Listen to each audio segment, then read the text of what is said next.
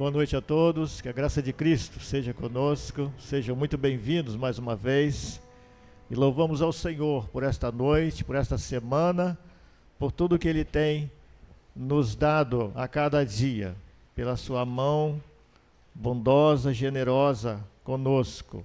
Aqui estamos para louvar, para bendizer ao Senhor das nossas vidas. Esse mês tem um sentido também muito especial para nós, que é a comemoração do nosso aniversário, quando estamos completando 32 anos de trabalho aqui, de organização da nossa igreja, neste bairro, nesta rua. E nós agradecemos a Deus, né? Nesse é um tempo de gratidão ao Senhor, pelas muitas bênçãos, pelas muitas vidas, né? Pelas muitas amizades construídas ao longo desse tempo, né? Então, nós louvamos a Deus pela vida de cada pessoa, de cada família que aqui congrega, cada membro, e por cada um que também já passou e já congregou. Muitos, né? Um grupo já está no céu, já atravessou a cortina, já venceu os seus dias aqui e já estão na glória. Outros estão em outros lugares, mas também, né, servindo ao Senhor. Assim, nós esperamos, né, que continuem a servir ao Senhor. Nós estaremos então no dia 22, 23 e 24, conforme temos anunciado, conforme está na divulgação aqui. Na sexta-feira nós teremos a participação da Primeira Igreja Batista, né, a Pibita, hoje conhecida, e aqui nós fomos organizados por essa igreja, a Primeira Igreja, na época do pastor Altamiro Pereira, que hoje já está chegando aos seus 90 anos de idade, mora lá em Trindade, e na rua Miracema, número 15, é onde pastor Altamiro mora com a irmã Zezé, sua esposa, já com a idade bem avançada. Temos uma amizade muito grande, né? Trabalhamos juntos muitos anos. E na sexta-feira, então, hoje está o pastor Ivaí, aqui, nosso amigo, na Primeira Igreja, na Raimundo de Farias, ali, 190. De forma que no sábado, então, nós teremos a participação da Igreja Batista Carioca, que é o pastor Noel, com o Ministério de Louvor, também participando conosco aqui. No domingo estaremos recebendo o pastor José César de Almeida, que é pastor da Igreja Batista em Curicica, lá no Rio de Janeiro. E juntamente com os irmãos nossos da Igreja Congregacional, tá? Uma equipe também de ministração que vai estar aqui conosco no domingo. Então, sexta-feira, sábado e domingo, 22, 23 e 24. Coloque na sua agenda, esteja orando por essa programação e convide os familiares e os amigos, quem você puder, para estar conosco celebrando aqui mais um aniversário. Assim estamos aí, já foi divulgada a programação também do próximo sábado, né? A feira, o almoço, a programação durante todo o dia e também nossa celebração na quarta-feira, 19h30 sempre, e aos domingos, 9 horas da manhã, a escola bíblica, e também à noite, às 18 horas, a celebração, como está acontecendo. Quero estar fazendo um convite aos irmãos que já entregaram a sua ficha, né, que estão chegando, que chegaram, né? A gente fala que está chegando, que já chegaram para a igreja, né, entregaram a sua ficha de decisão, né, decisão de ser membro, decisão também de pedido de batismo, né, para alguns. Então, fiquem muito à vontade. Nós queremos estreitar cada dia o nosso relacionamento, nossos laços, e nós temos a classe 101 que nós começamos hoje, né? Hoje já estivemos lá com 3 primeiros irmãos, né? Mancler estava conosco, o Jean conosco e a Kailane. Então, acertei o nome, né? Kailane, né? É uma jovem, né, que também já está com um pedido de batismo, já tomou a sua decisão lá de Cristo. E assim, então, Há um outro grupo, nós temos aí várias fichas que estão com a Juliana, que já foram recebidas, e nós queremos dar cada dia boas-vindas e dizer que temos esse horário, tá? E eu quero estar ajustando com cada um. Se você puder, venha, né? Se você não entregou a ficha, mas tem o desejo de estar conosco, venha e traga a ficha no domingo também, pela manhã. E nós vamos estar conhecendo mais as doutrinas bíblicas, mas também a visão ministerial da nossa igreja. Ou seja, é uma conversa boa, uma conversa agradável, que podemos ter no domingo pela manhã, e assim também, conforme a necessidade de cada um, a gente pode ajustar um outro horário, outro dia, de repente na quarta-feira, que é dia de celebração também, né? Podemos fazer esse ajuste aí com os irmãos para atender adequadamente, tá? Mas é importante, né, que você esteja participando, aprendendo mais sobre a palavra de Deus para a sua vida, tá? Essa é a vontade do Senhor. Amém, irmãos? Então, já falei bastante nessa parte de divulgação.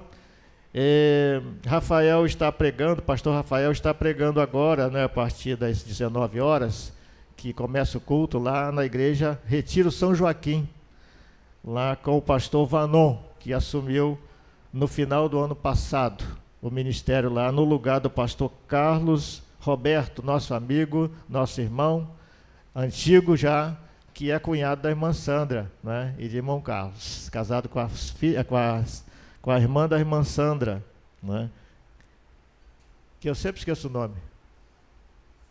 Sônia, né? Eu lembro da Simone, né? Quando vem Simone, que é do Cimar, né? Mas, então, que Deus abençoe cada dia esse casal, e eles estão assumindo outro ministério, agora, lá num lugar chamado São José da Boa Morte, né? Já tem, né? É lá em Cachoeira de Macacu, tá? É um nome diferente, né? São José da Boa Morte. E o nome da igreja lá é Igreja Batista Missionária, não é? Não é a Igreja Batista da Boa Morte, tá? É a Igreja Batista Missionária. De forma que já tem uma outra igreja batista lá, tá? Que é onde pastoreia pastor Juvenal, meu amigo também, antigo, muito antigo, tá? Embora ele seja mais novo do que eu, mas a nossa amizade é antiga. E de forma que já preguei lá em São José da Boa Morte, tá? Preguei lá quando não tinha igreja, quando era um ponto de pregação na casa de uma família, e quando então eu fiquei pastoreando durante um tempo a segunda igreja batista de Papucaia, eu fui convidado então para pregar num aniversário daquela família, naquele ponto de pregação, lá em São José da Boa Morte. Bom, irmãos, se a gente for aqui dando vazão, vai tendo história, e a gente nem fala a mensagem, né? Vamos orar mais uma vez, tá? A gente tem muita gente precisando de oração, cada um de nós precisamos, né? E nós temos uma preocupação com um grupo da nossa igreja que está enfrentando lutas com a enfermidade, familiares que estão também com grande luta com a enfermidade, alguns internados, né? E outros que já fizeram cirurgia, estão se recuperando, outros que estão para fazer cirurgia, né? Então, que nós possamos estar aí colocando a cada dia, né, nas mãos do Senhor, né, como Jonatas, filho da nossa querida irmã Penha, e cada um, né, passando por grandes lutas, na Chayane, passando por lutas com a sua avó, né, e com a sua mãe também, na saúde, né, abalada.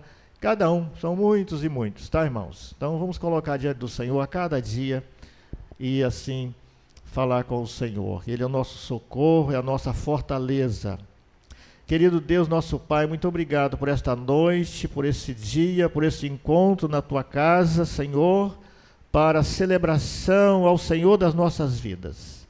E aqui, ó Deus, queremos agradecer as muitas bênçãos e suplicar mais uma vez pela vida de cada um que está em tratamento de saúde, Pai.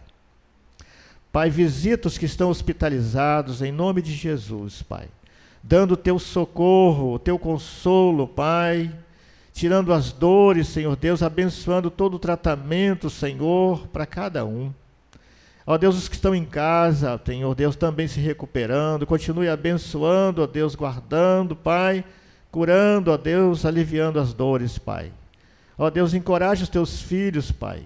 E, ó Deus, acrescenta a fé mais e mais no coração de cada um, Pai. E abençoa também cada familiar, Senhor Deus. Ajude, ó Deus, dando, ó Deus, força, saúde, Pai, sabedoria e dependência plena do Senhor, para estar sendo útil, para estar cuidando, ó Deus, daquele que precisa. Ajuda-nos, ó Deus, também como teu povo, a tua igreja, a sermos úteis também, Pai, a servirmos também. Ó Deus, fica conosco, Pai, ouve a nossa oração, visita, ó Deus, cada coração. Nós oramos gratos ao Senhor pelo teu socorro, pela tua fortaleza, pelo teu poder e pela tua graça maravilhosa, Pai. E fazemos assim no nome poderoso, bendito e doce de Jesus Cristo, nosso Salvador. Amém, amém. Irmãos, o assunto para esta noite é mudança de rota. Mudança de rota. E nós vamos encontrar o texto base no capítulo 9 do livro de Atos, que é muito conhecido de todos nós. Não é? O livro de Atos é um livro belíssimo da Bíblia, da Palavra de Deus. E ele fala então a respeito, né, da trajetória da igreja, do início da trajetória da igreja na terra. E fala e conta, expõe para nós os grandiosos milagres do Senhor, expõe para nós o grandioso poder e majestade de Deus, expõe para nós um evento extraordinário na vida da igreja, que foi a descida do Espírito Santo, inauguração do ministério da terceira pessoa da Trindade, após a ascensão de Jesus. Então esse livro realmente, ele é também, né, parte, né, de toda a Bíblia, mas tem uma parte muito especial. E no capítulo 9, então, de Atos, a Bíblia vai dizer para nós sobre como Deus operou uma grande maravilha, um grande milagre, algo extraordinário, mudando a rota na vida de um homem, mudando a direção da vida de uma pessoa. E é o que Deus, né, quer fazer para cada um de nós, e é o que Deus tem feito, né, com as suas misericórdias, através de Cristo Jesus, que é o Senhor nosso. Diz então a Bíblia: e Saulo, respirando ainda ameaças e mortes contra os discípulos do Senhor, dirigiu-se ao sumo sacerdote e pediu-lhe cartas para Damasco, para as sinagogas, a fim de que se encontrassem alguns daquela seita, quer homens, quer mulheres, os conduzisse presos a Jerusalém. E indo no caminho, aconteceu que, chegando perto de Damasco, subitamente o cercou um resplendor de luz do céu. E caindo em terra, ouviu uma voz que lhe dizia: Saulo, Saulo, por que me persegues? E ele disse: quem és, Senhor? E disse o Senhor: eu sou Jesus, a quem tu persegues. Duro é para ti recalcitrar contra os aguilhões. E ele, tremendo e atônito, disse: Senhor, que queres que faça? E disse-lhe o Senhor: levanta-te e entra na cidade, e lá te será dito o que te convém fazer. E os varões que iam com ele pararam espantados, ouvindo a voz, mas não vendo ninguém. E Saulo levantou-se da terra, e abrindo os olhos, não via a ninguém. E guiando-o pela mão, o conduziram a Damasco. E esteve 3 dias sem ver, e não comeu, nem bebeu. E havia em Damasco um certo discípulo chamado Ananias, e disse-lhe o Senhor em visão: Ananias. E ele respondeu: eis-me aqui, Senhor. E disse-lhe o Senhor: levanta-te e vai à rua chamada Direita, e pergunta em casa de Judas por um homem de Tarso chamado Saulo, pois eis que ele está orando. E numa visão ele viu que entrava um homem chamado Ananias e punha sobre ele a mão para que tornasse a ver. E respondeu Ananias: Senhor, de muitos ouvi acerca deste homem, quantos males tem feito aos teus santos em Jerusalém. E aqui tem poder dos principais dos sacerdotes para prender a todos os que invocam o seu nome. Disse-lhe, porém, o Senhor: vai, porque este é para mim um vaso escolhido para levar o meu nome diante dos gentios e dos reis e dos filhos de Israel. E eu lhe mostrarei quanto deve padecer pelo meu nome. E Ananias foi e entrou na casa, e impondo-lhe as mãos, disse: Irmão Saulo, o Senhor Jesus, que te apareceu no caminho por onde vinhas, me enviou para que tornes a ver e sejas cheios do Espírito Santo. E logo lhe caíram dos olhos como que umas escamas, e recuperou a vista, e levantando-se foi batizado. Amém? Fiquemos então com essa leitura inicial, e nós vamos estar, né, reconhecendo como Deus dirige a nossa vida. Obrigado, minha querida irmã.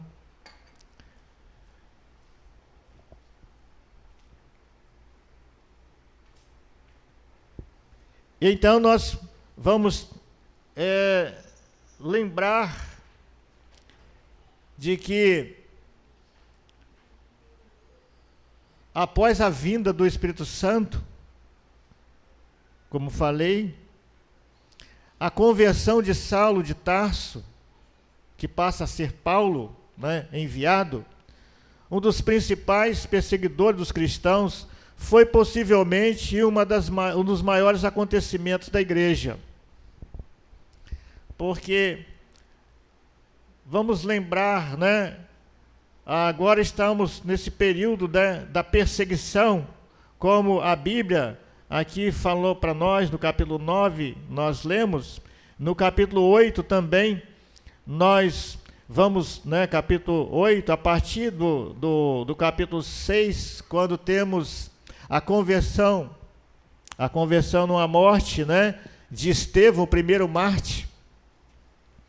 E a Bíblia vai dizer que Saulo, ele participa nesse julgamento e nesta morte, né, consentindo com esta morte de Estevão, e diz que as vestes daqueles que jogaram as pedras foram colocadas aos pés desse homem chamado, desse jovem chamado Saulo de Tarso.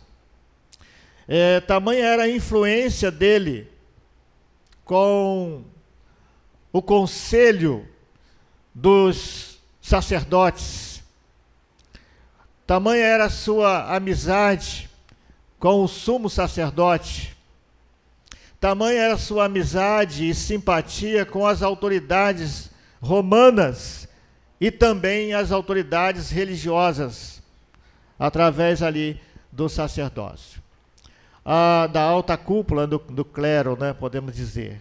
De forma que Paulo era uma pessoa muito importante.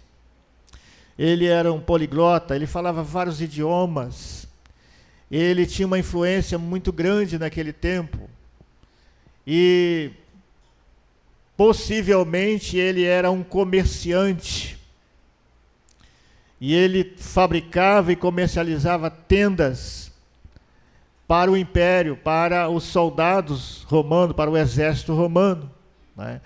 Há um filme sobre a vida de Paulo, creio que mais de um, não sei quantos, mas cheguei a ver um filme há um tempo atrás em que mostrava Paulo como sendo alguém assim, como um comerciante e que fornecia tendas para o exército romano. Ele fala, né, que nas cartas, relatando sobre as suas atividades, que ele era fabricante de tenda, né? Ele fazia tendas para o sustento, né? E ele então, através desse sustento, ele também se sustentava e ajudava, né, aos cristãos em relação ao seu ministério. E ele vai então, agora, né, como um religioso, ele vai, né, ter, né, a sua crença, e da forma que ele estava agindo, ele pensava estar servindo a Deus, agradando a Deus, com o seu zelo religioso, no cumprimento da lei. A exigência era que cumprisse, né, piamente a lei. No capítulo 8, no início, né, nós terminamos, quando a gente termina o capítulo 7 de Atos, que é também um texto que eu aconselho aos irmãos, né, a ler o livro de Atos e a observar bem o capítulo 7, que Estevão ele faz, né, um relato como se fizesse um resumo da Bíblia, da história do Antigo Testamento até o Novo, com a chegada de Jesus. Então você, sem dúvida, quando você ler com calma o capítulo 7 de Atos, você vai ter uma compreensão da Bíblia muito especial. Tá? Então está aqui bem prático, perto, prático para nós entendermos assim. Estevão dá um relato que ele nos explica muitas coisas do Antigo Testamento, como aconteceram, né? Desde o início, ele fala lá, desde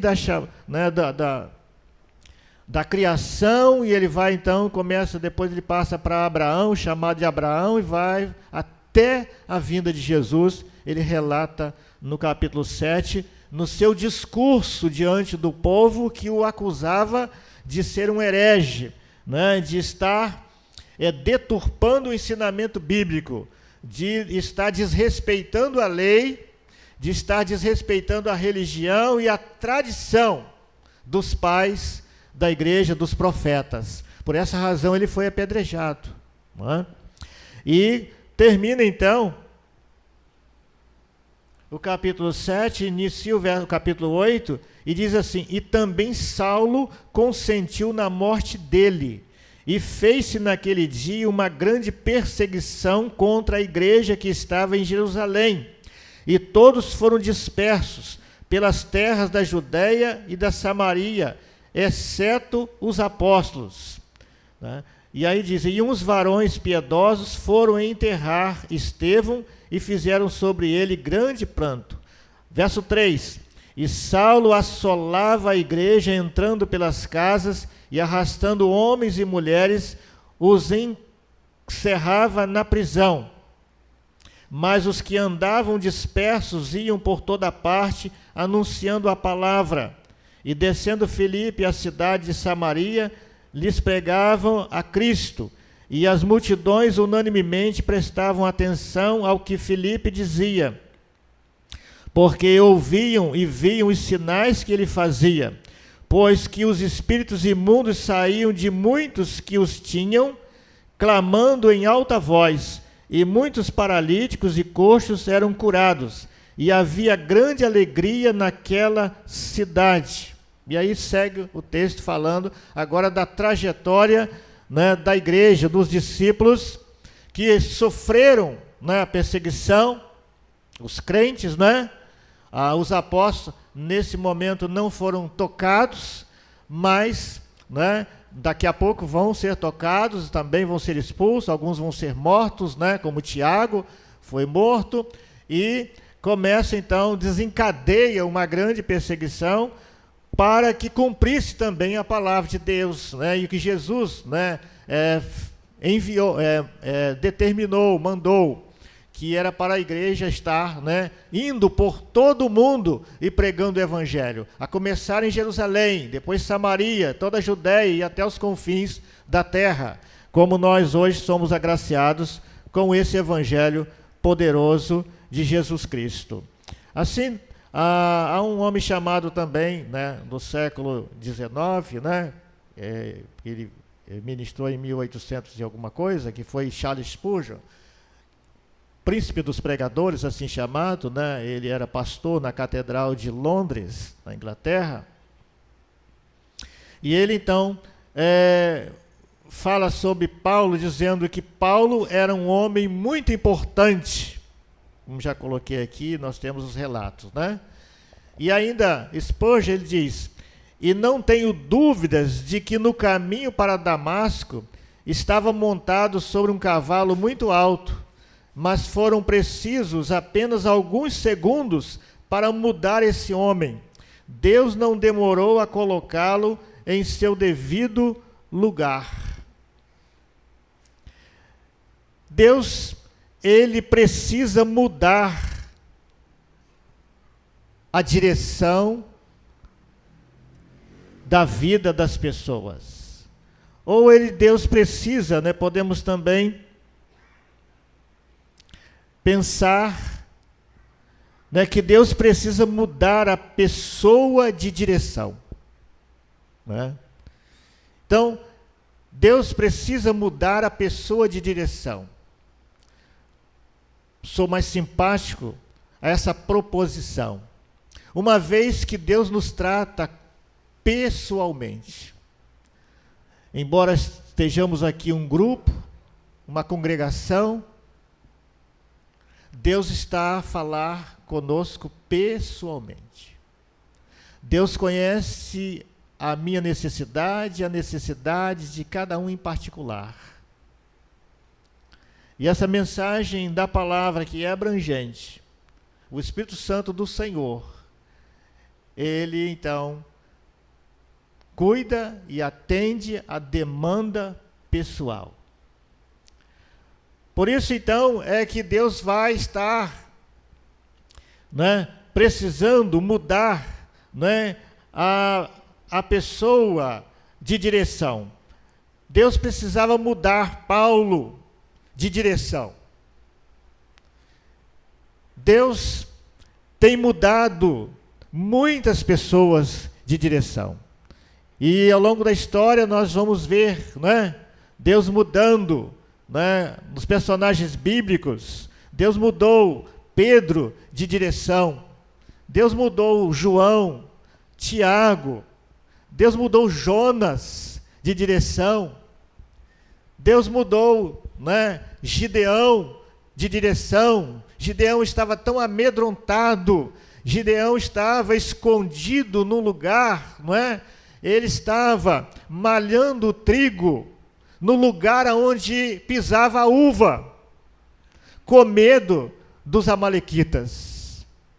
Tamanho era o temor de Gideão, né? E aí então Deus vai animar Gideão, fortalecer Gideão, mudar de direção para que ele combatesse todo aquele exército, e ele com 300 homens, né, ele vai destruir o exército inimigo, né, e dos midianitas, que eram milhares. Deus promove, né, provoca ali aquela situação. Deus precisa mudar a pessoa de direção, em primeiro lugar, irmãos queridos, para que reconheça o plano de Deus para a sua vida. Pensemos assim, então.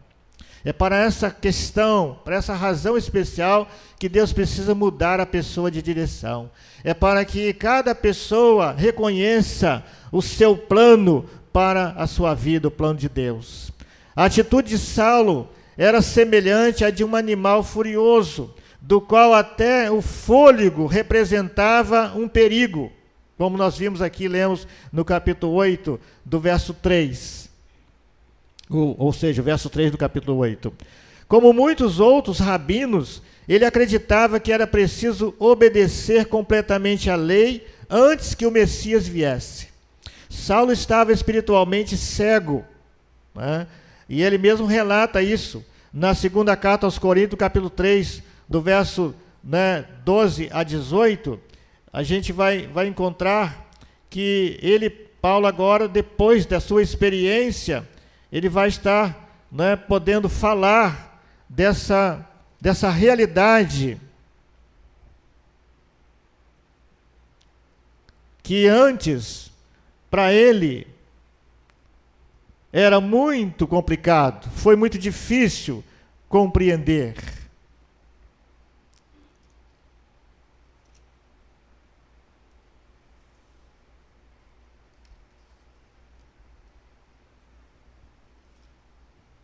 Diz assim a Bíblia, no capítulo 3, verso 12 e 18 de 2 Coríntios. Tendo, pois, tal esperança, usamos de muita ousadia no falar. Essas são as palavras agora de Paulo, né, transformado.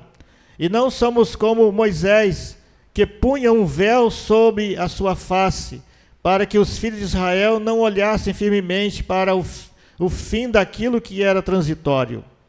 Mas os seus sentidos foram endurecidos, porque até hoje o mesmo véu está por levantar na lição do Velho Testamento, o qual foi por Cristo abolido. E até hoje, quando é lido Moisés, o véu está posto sobre o coração deles.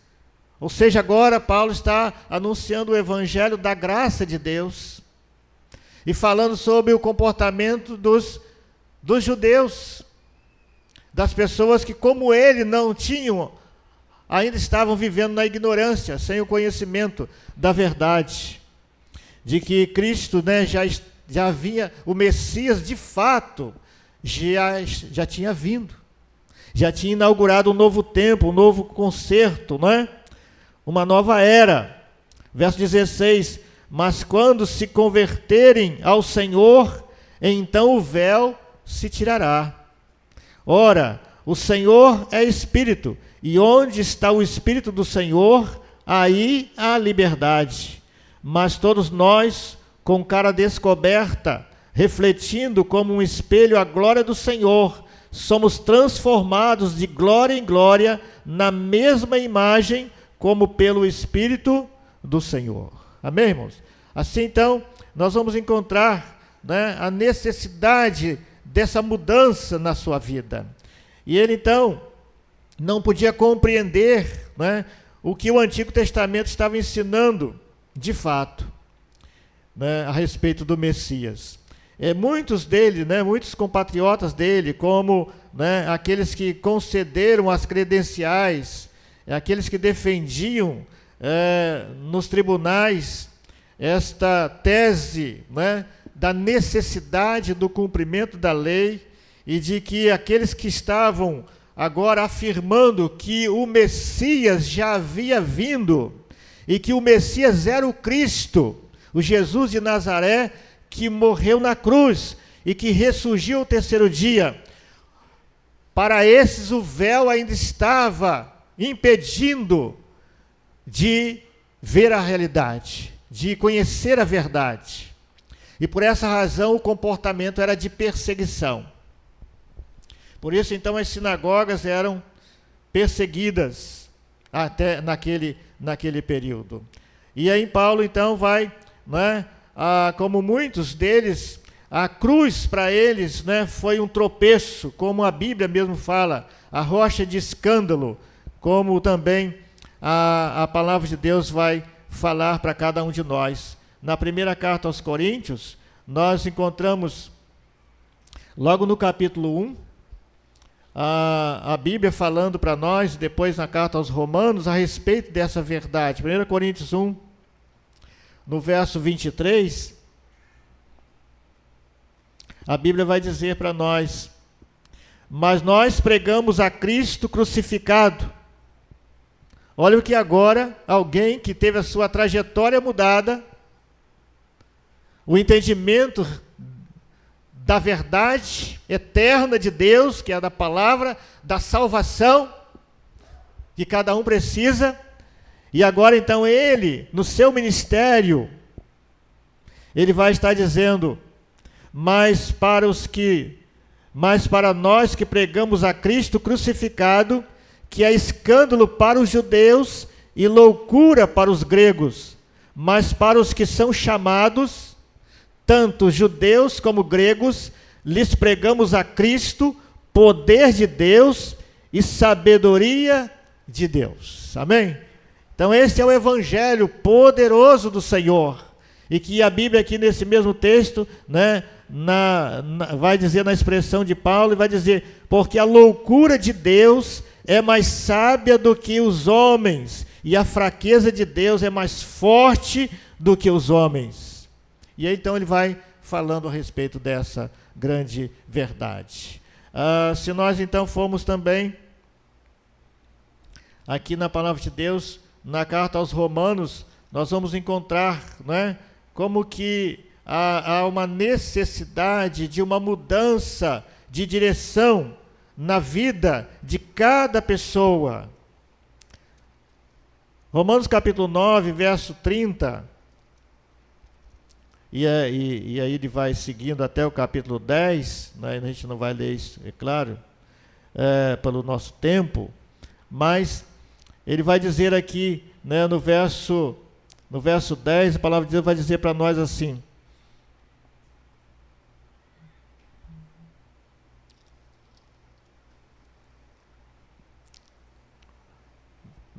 verso 30, 9:30, Romanos 9:30. Que diremos, pois? Que os gentios que não buscavam a justiça alcançaram a justiça? Sim, mas a justiça que é pela fé. Ele era simpatizante e ele era intolerante, como todos os perseguidores, afirmando categoricamente, com todas as suas forças, que a justiça vinha pelo cumprimento da lei, que o homem, o ser humano, tinha sua justificação uma vez que cumprisse os mandamentos. Ele não estava errado, irmãos. Na verdade, era necessário que a lei se cumprisse.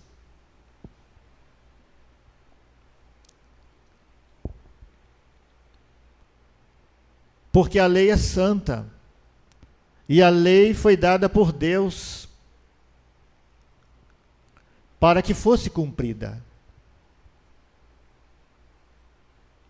Mas a própria Bíblia, na sua justiça, ela declara que Deus prepararia um varão, que ele seria o cumpridor de toda a justiça, para que esta então justiça alcançasse a todas as pessoas. Em Adão todos somos culpados, em Adão todos somos devedores. Mas o segundo Adão, que é Jesus Cristo, ele veio sem pecado, e ele cumpriu a lei em toda a sua inteireza. E ele então cumpriu para que nós fôssemos absolvidos. E agora então nós cumprimos a lei pela fé em Cristo Jesus, o nosso Salvador.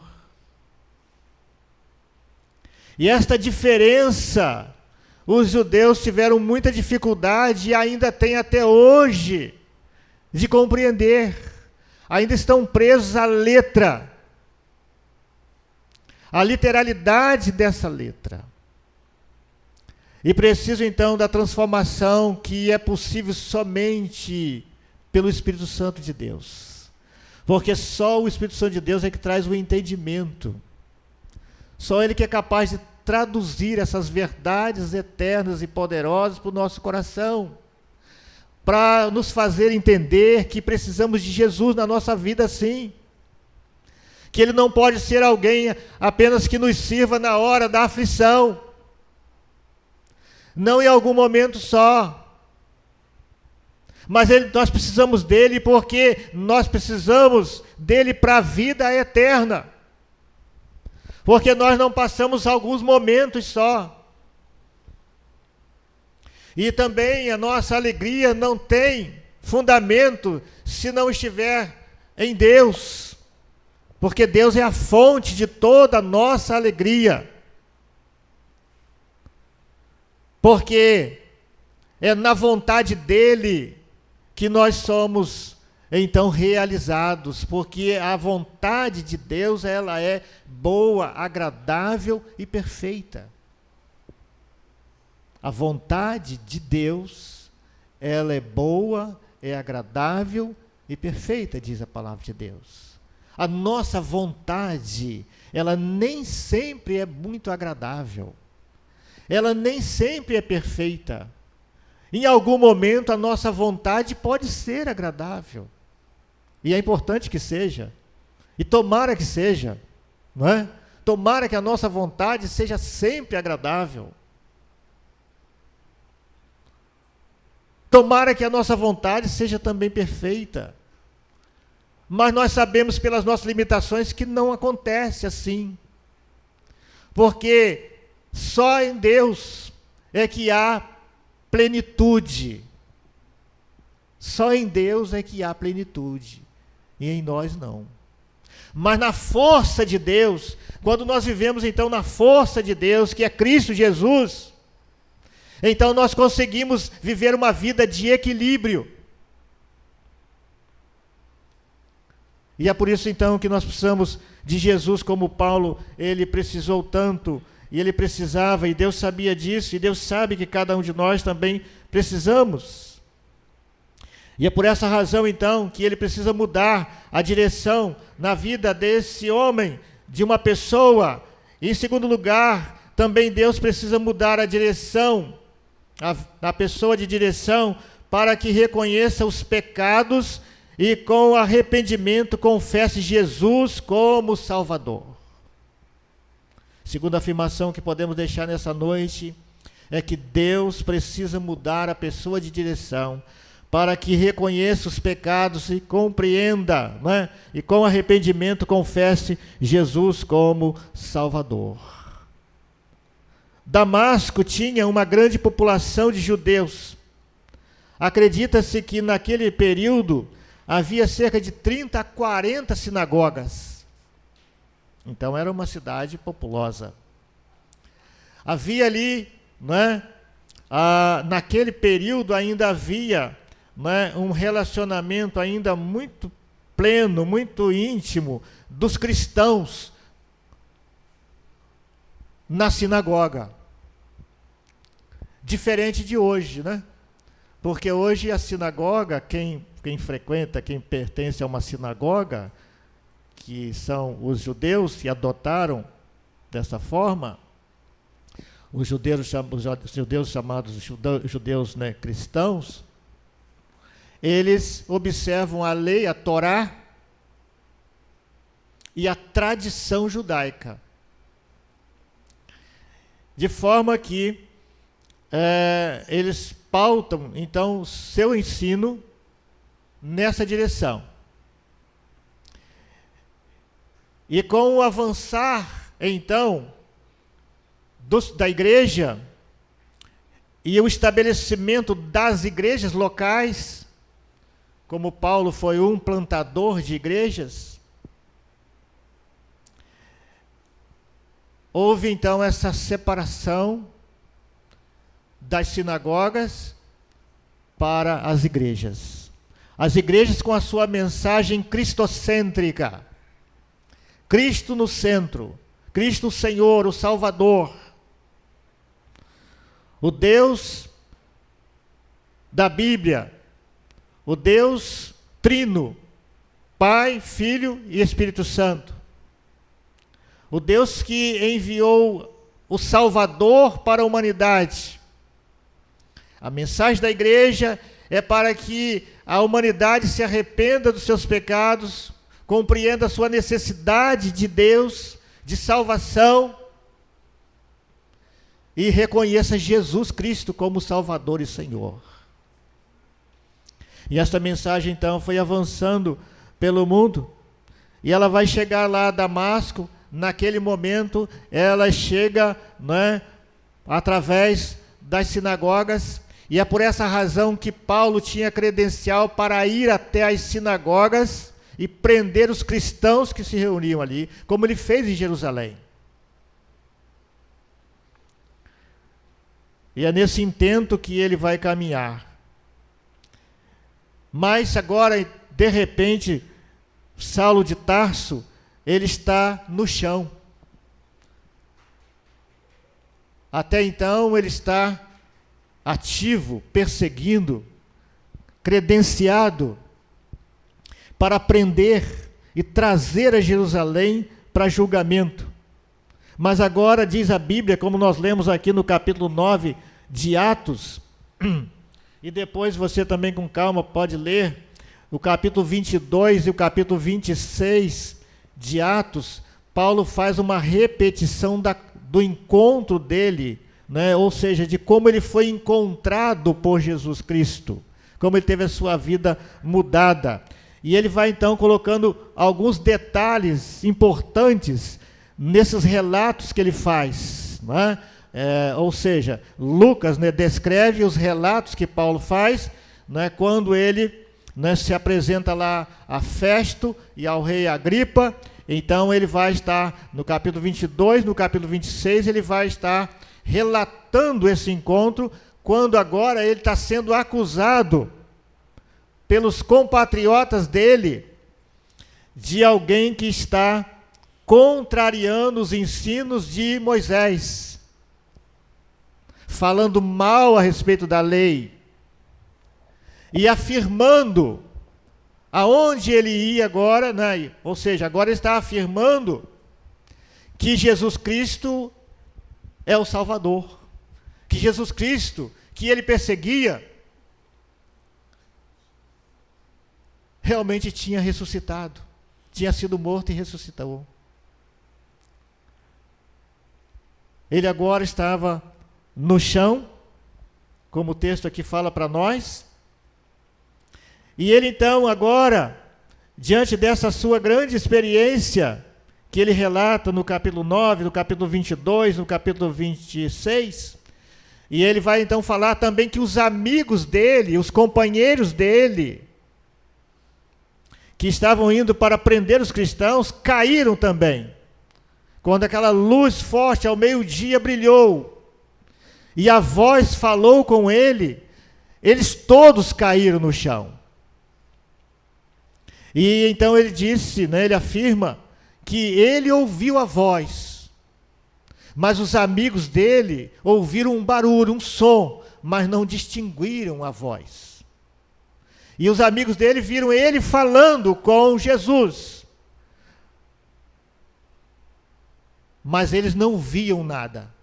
Mas Paulo teve a visão e viu Jesus naquele dia, porque ele precisava de ter a sua vida mudada, a sua trajetória mudada. E ele agora, né, ele vai ouvir agora, né, caído daquela forma, né? E imagine você, né? Imagine você, Paulo, com a sua importância toda diante do império, diante do clero, que entrava nas sinagogas e prendia os cristãos, que assistiu na morte de Estevão, o primeiro mártir, após Jesus Cristo, né? E como ele mesmo afirma que ele prendeu homens e mulheres e assistiu na morte deles, acusados de pregar contra a lei de Moisés. E ele agora com essa comitiva credenciada para ir até a cidade de Damasco, bem distante de Jerusalém. Se você pegar o mapa, vai ver a distância grande. Ele agora, com toda essa importância, ele está no chão. Ele está caído na poeira. E ele vai ouvir, né, diz aqui o texto: Saulo, Saulo, por que me persegues? E ele disse: quem és, Senhor? E disse o Senhor: eu sou Jesus, a quem tu persegues. Duro é para ti recalcitrar contra os aguilhões. E ele tremendo e atônito disse: Senhor, que queres que faça? E disse-lhe o Senhor: levanta-te e entra na cidade, e lá te será dito o que te convém fazer. E aí você já ouviram o relato, né, e pode depois recordar como vai acontecer. Naquele dia, então, nós encontramos, né, Saulo de Tarso, irmãos, fazendo duas grandes descobertas. A primeira descoberta grandiosa que ele faz, para sua imensa surpresa, é que Jesus de Nazaré estava vivo.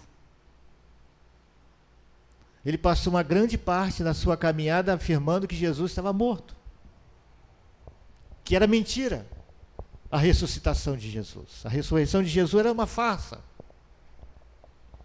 Mas agora ele comprova que Jesus está vivo.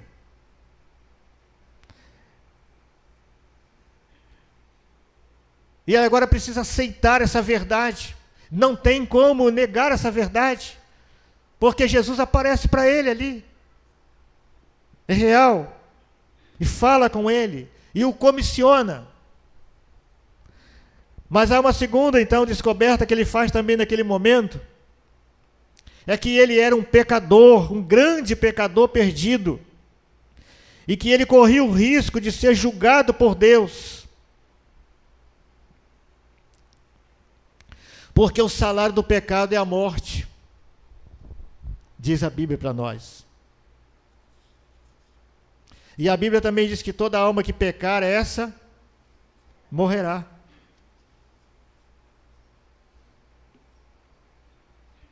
A Bíblia diz também que todos pecaram. A carta aos Romanos vai falar para nós. E foram afastados da graça de Deus, da presença de Deus, da glória de Deus. Sim, através de Adão, nós todos recebemos como herança esse pecado da desobediência. Da desobediência.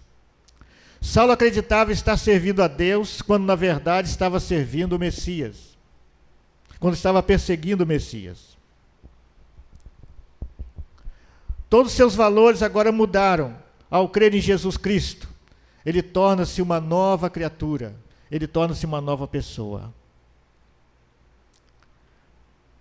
Mas também o homem, né? Deus precisa mudar o homem de direção, irmãos. Em último lugar, para que reconheça e aceite viver para a glória de Deus. Para que reconheça e aceite viver para a glória de Deus. O Senhor tinha uma incumbência especial para Saulo. Nós vamos ver lá em Atos 26, 16 a 18.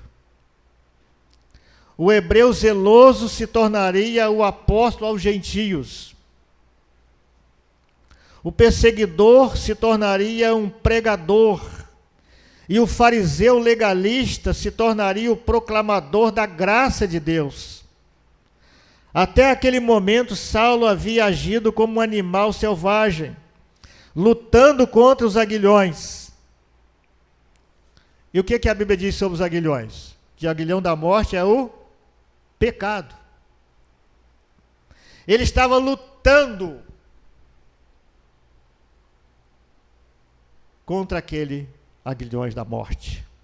O pecado estava aprisionando ele. O pecado da falta de entendimento. E que enchia o coração dele de ódio, de vingança, para ele perseguir. Agora, então, ele precisava estar deixando Cristo libertá-lo. Ele precisava da liberdade que só Deus pode dar.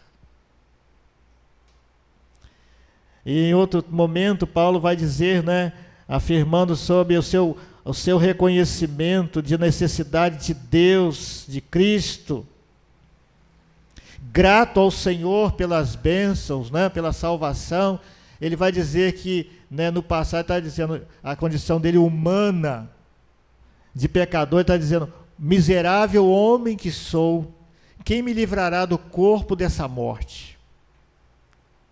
O reconhecimento dele. E já falei aqui para os irmãos que essa expressão, ela está baseada na guerra, quando um soldado inimigo era preso por ter matado um soldado daquele exército. Então ele era amarrado àquele soldado que morreu e ficava dias amarrado ali, acorrentado ali, aquele defunto em estado de putrefação. A penalidade dele era tamanha essa, por ele ter ferido alguém, matado alguém. Então ele precisava sentir aquela situação. E Paulo então faz referência a essa prática de guerra do passado. E por isso ele fala: miserável homem que sou, quem me livrará do corpo dessa morte? Então Paulo vai dizer que o homem, ele está se colocando que o homem em pecado, sem Cristo, sem salvação, está morto. Está morto. É porque a Bíblia também, ele está dizendo o que a Bíblia ensina, não é? E a Bíblia está dizendo o que Jesus ensina, não é? Porque, não é? Quando o filho pródigo volta para casa, o pai o abraça, não é? Vai ao encontro dele, abraça e diz: este meu filho que havia se perdido, esse meu filho que havia morrido, que estava morto e reviveu, não é? E então faz aquela festa para a chegada de volta, né, do filho que havia ido, e retrata, não é, plenamente a nossa condição, meus irmãos. Esse é o retrato que a Bíblia faz da nossa condição. Quando nós somos encontrados por Cristo, e Paulo vai dizer que ele foi literalmente encontrado por Cristo no caminho de Damasco. Na carta aos Filipenses, capítulo 3, Paulo vai descrever sobre como isso aconteceu, e ele vai dizer que ele refutava como esterco tudo que ele tinha aprendido. Todo o conhecimento dele, ele agora colocava e refutava, jogava como esterco, mediante o que agora ele tinha de novo na sua vida, do que Deus fez em seu favor. Meu irmão, minha irmã, nesta noite, Deus está a nos falar que Ele, não é, mudou a nossa direção. Ele está mudando a direção de cada um, Ele quer mudar a direção, a vida de cada um, para reconhecer, não é, que Ele tem um plano especial para nós, para que nós também reconheçamos a necessidade do arrependimento e de confessar Jesus como Salvador, e também de reconhecer e aceitar viver para a glória do Senhor. Assim, então, como temos esse grande exemplo na Bíblia, chamado Paulo, que era Saulo de Tarso, agora ele vai viver para a glória de Deus. Até aquele momento, Saulo havia agido como um animal selvagem, lutando contra os aguilhões, mas se tornaria agora um vaso de honra, um instrumento usado pelo Senhor para pregar o Evangelho até os confins da terra. E então, mais tarde, cerca de 30 anos, quase, ele vai afirmar que ele foi conquistado, lá na carta aos Filipenses, capítulo 3, verso 12 e diante, por Jesus Cristo, assim como Jesus está a buscar, né? Porque ele veio buscar e salvar o que se havia perdido. Jesus, nesta noite, está também fazendo da mesma forma. E Deus, no seu amor e na sua graça, tem uma forma especial e diferente para cada pessoa, porque Ele conhece cada um ser que Ele criou à sua imagem e semelhança. E cada um, então, de nós vai ter uma experiência de conversão. Vai ter uma experiência desse encontro com o Senhor Jesus Cristo e do Senhor Jesus conosco. Porque Deus nos trata como pessoas, como indivíduos. Porque a Bíblia vai dizer para nós que cada um dará conta de si diante do Senhor. Cada um. A escolha é pessoal. O relacionamento é pessoal. Com o Deus de toda graça, com o Deus de todo amor. Deus transformou e mudou a rota de Paulo. Deus está mudando a rota de cada pessoa, para que possamos andar com Ele para toda a eternidade. Porque só a rota que Jesus dirige, a vida que Jesus dirige, caminha para a eternidade, para a verdadeira felicidade. Amém? Seja louvado o Senhor das nossas vidas.